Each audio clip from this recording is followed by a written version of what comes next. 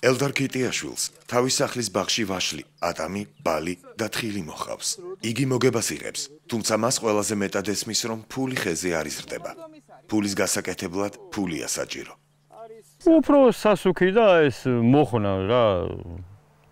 მოხნა უნდა ძვირიღის რა ეს ეთქვით, ტექნიკა და იმის გულისი, სასუქის გულისი და ეს ხილი რო შევწამოთ. შხამქემიკატი. $1400 სესხის მეშვეობით მან სასუქები, პესტიციდები და საწვავი შეიძინა. თუ ამინდი კარგი იქნება, მისი მოსავალიც კარგი გამოვა.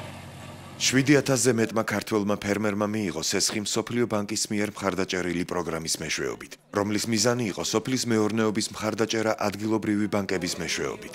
მიკროსაფინანსო დაწესებულებამ ფინარკომ სამ რეგიონში ფერმერებზე სესხების გასაცემად $1,200,000 მიიღო.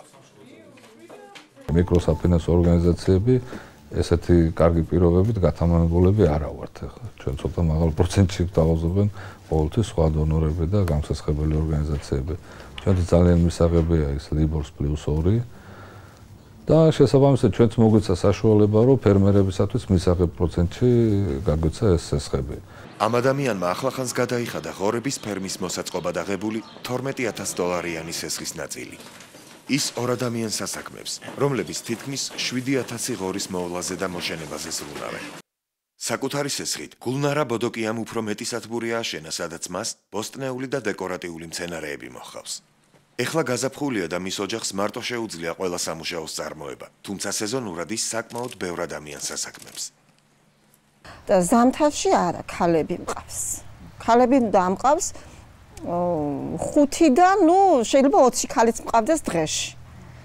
იმიტომ რომ გააჩნია ახლა რამდენ წონას ვკრიფავ და რანაირად მიმაქ კლიენტთან ეს წვანილი. სოფლის მეურნეობა საქართველოს ეკონომიკის მნიშვნელოვანი ნაწილია. თუ ფერმერები მუშახელის დაქირავებას შეძლებენ და ექსპორტიორებად ჩამოყალიბდებიან, მაშინ სოფლის არსებული სიღარიბე შემცირდება.